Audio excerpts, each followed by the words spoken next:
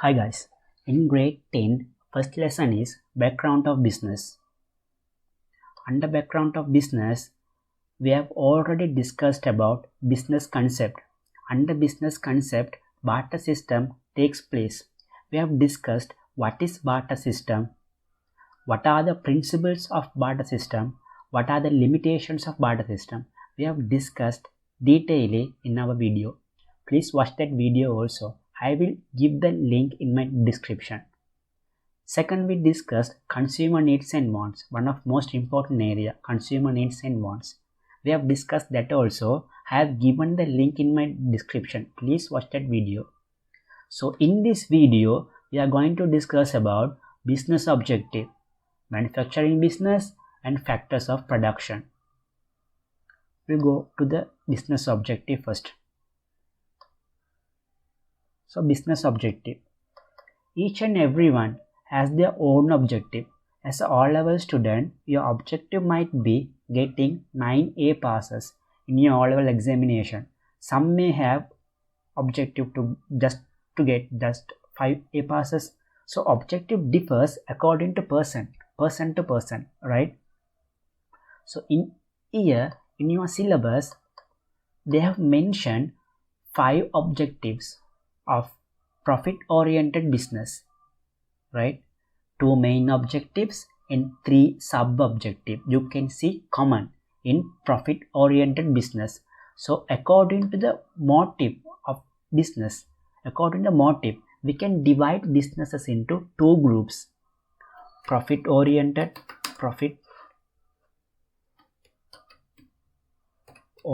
business and welfare-oriented or else service-oriented business.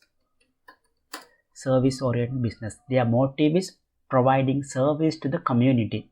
So in your syllabus, they have mentioned 5 objectives you can see common in profit-oriented business. First type, profit-oriented business.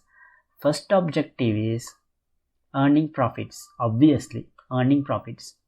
Second objective is increasing customer satisfaction.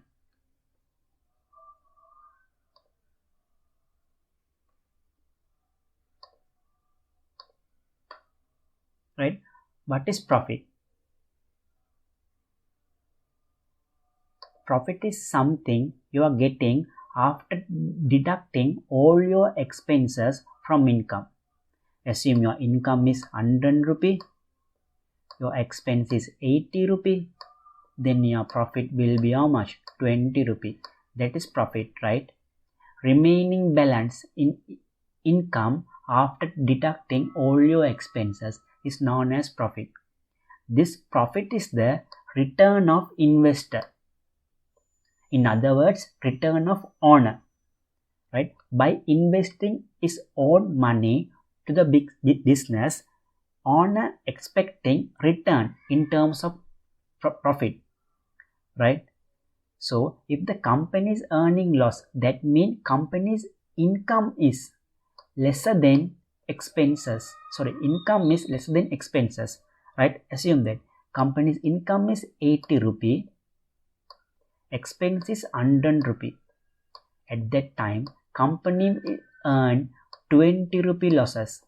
If the company is earning 20 rupee losses, the owner will shut down the business, right? Owner will not do the business further. He will shut down the business and he will do alternatives, right? In order to survival. For survival of the business, it should satisfy its owners, right? To satisfy its owners, it should earn profit. If it is a profit-oriented organization, definitely it should earn profit to satisfy its owners. Otherwise, owner will shut down the business. That is the primary objective. One of primary objective, earning profit. Second objective is customer satisfaction, right? If you are a business person, you should keep smile in your customer's face, right? Otherwise, your customer, if you have this kind of faces in your customers, if you see this kind of faces in your customers, definitely they will move to competitor one day, right? in order to sell your goods and services continuously in the market, you should satisfy your customers, right? If you don't satisfy your customers, you won't have sales. Right? If you don't have sales, you will miss income, right? If you miss income, your expense will be higher than income. That means you will earn loss. If you earn loss, definitely you can't satisfy your owners, investors, right? If you can't satisfy your owners, he will shut down the business, right? Customer satisfaction is second main objective, right? So again, we are moving to our study text. We have another 3 sub-objectives, right? Sub-objectives. First one is increasing the quality of goods and services. Of course, you should increase your quality of goods and services. Otherwise, your customer will move to your competitor. If you are providing low quality goods and services, definitely your customer will move to your competitor, right? In order to remain your customers, you should provide good quality services and goods, as well as you should offer them at good prices, reasonable prices, right? You should charge reasonable price for that. Second one is you should generate employment opportunities. Third sub objective is you should give employee welfare or staff welfare. What do you mean by employee welfare or staff welfare? Staff welfare or employee welfare are facilities, right? Employer gives facilities to its employee in addition to wages. In addition to wages, you are giving facilities to your employees, right? You can give food, that is in addition to wages, accommodation facilities, transportation, medical facilities such as medical insurance, right? Those are the 3 sub-objectives. Again, we'll move to a presentation, right? Here we have 3 sub-objectives. First objective is you should give best quality product at reasonable prices. In order to attract customers to your business, you should charge best prices, right? Your price should be very reasonable. That means you can either charge cheaper price than your competitor, or else you should charge competitive price, right? You should charge reasonable price. Ultimately, if you charge reasonable price only, your customer will come to you, right? The consumer will purchase your product and services if you charge reasonable price only. If a competitor is charging lesser prices than you, the customer will find your competitor is cheaper, right?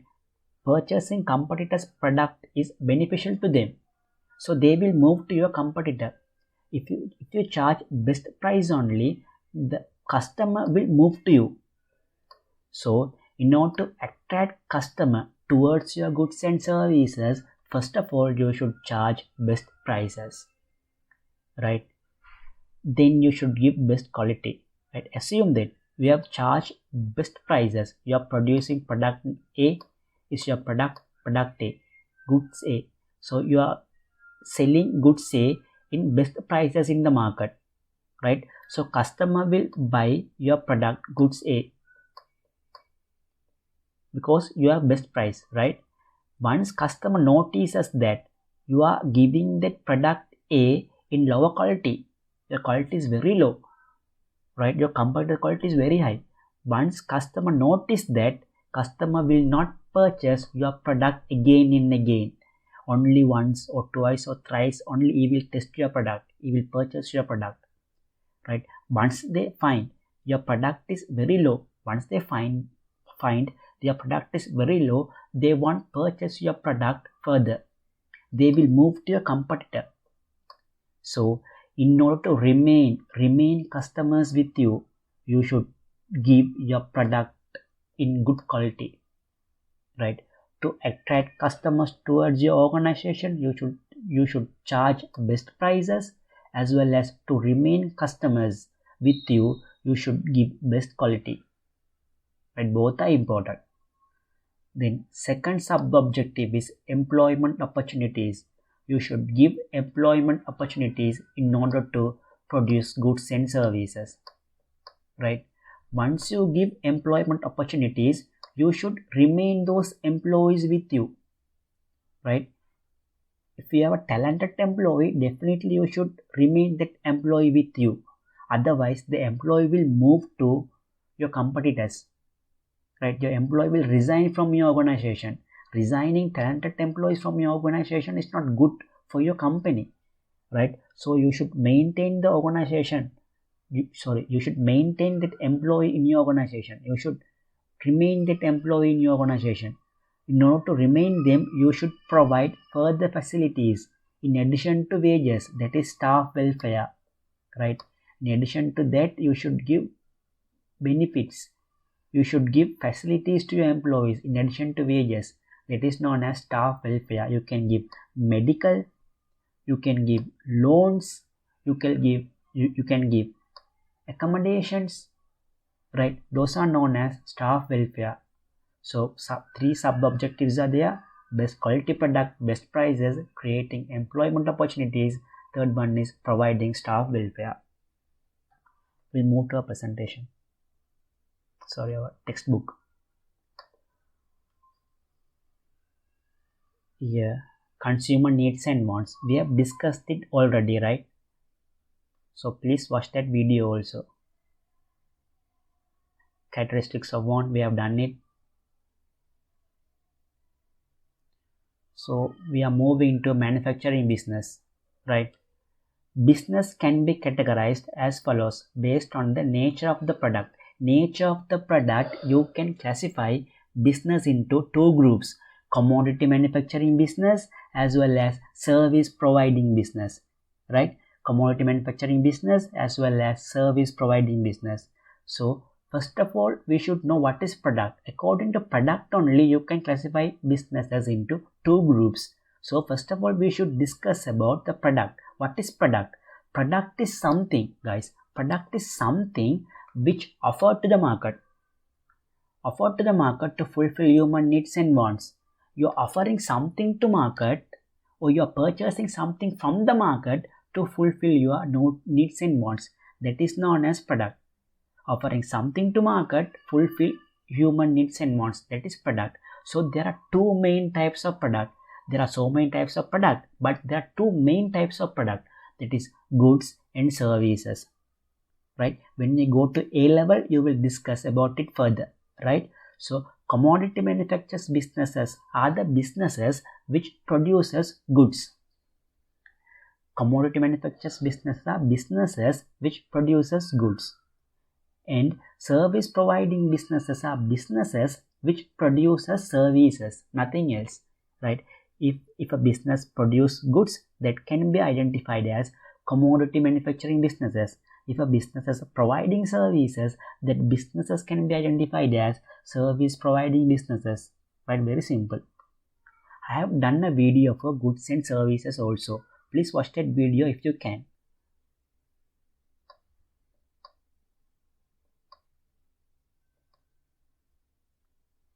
So we have example for services. Then we are moving to factors of production, right? End of this video, factors of production, right? What do you mean by factors of production? Factors of production means resources to produce goods and services. You have to produce goods and services. What do you want? You want resources to produce goods and services. Those resources can be known as factors, right? Resources to produce goods and services. So those resources can be categorized basically under four categories. There are four categories, right? Four main categories, right? First one is land. Four types of production factors, in other words, right? First one is land, second one is labor, third one is capital, fourth one is entrepreneurship, right? So land,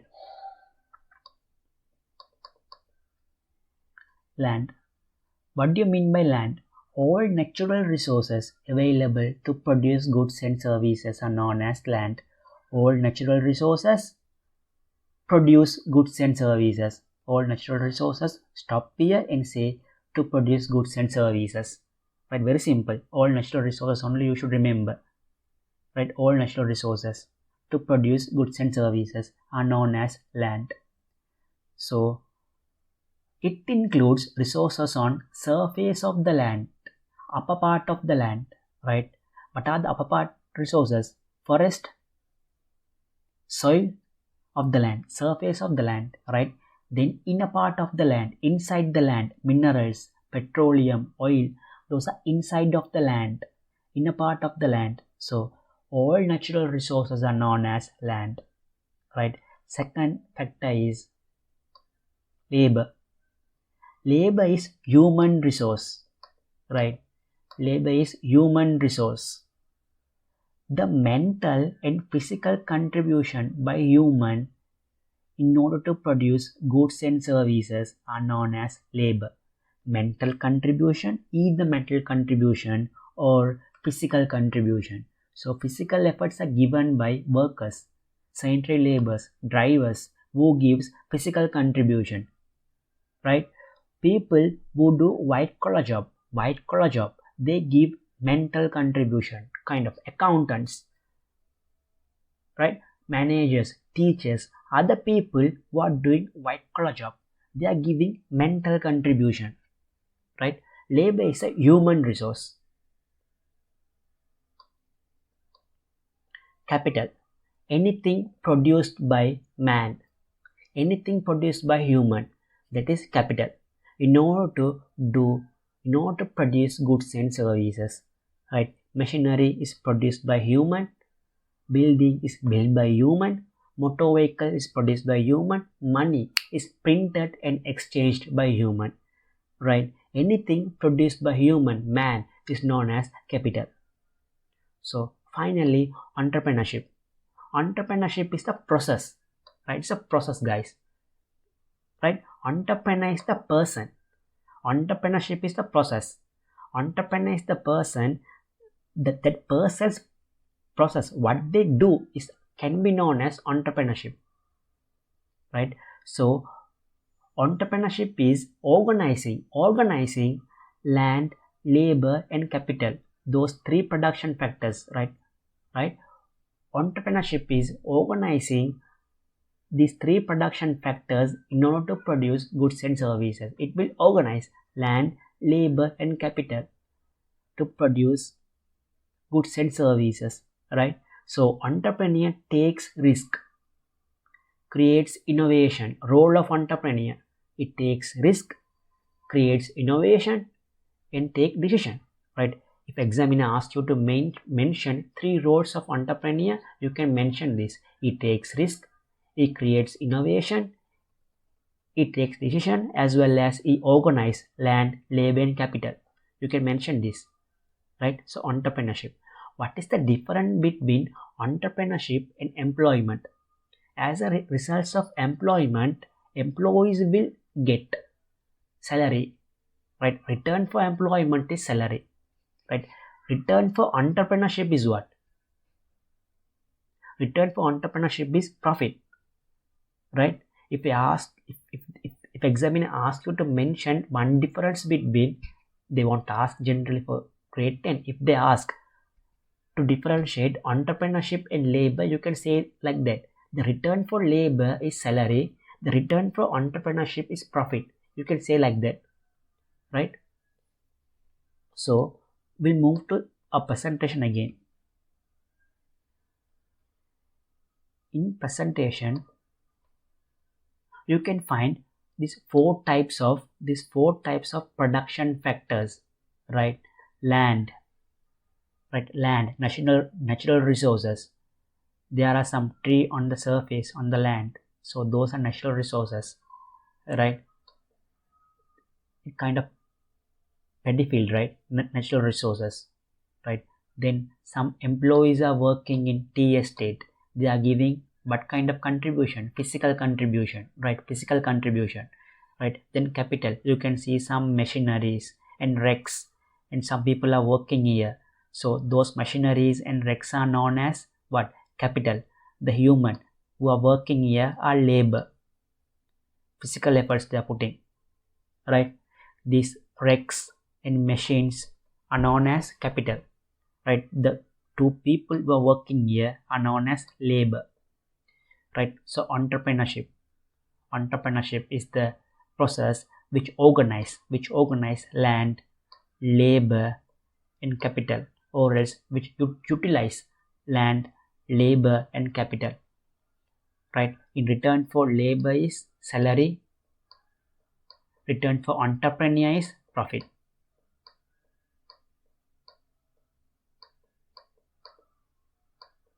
Right guys, so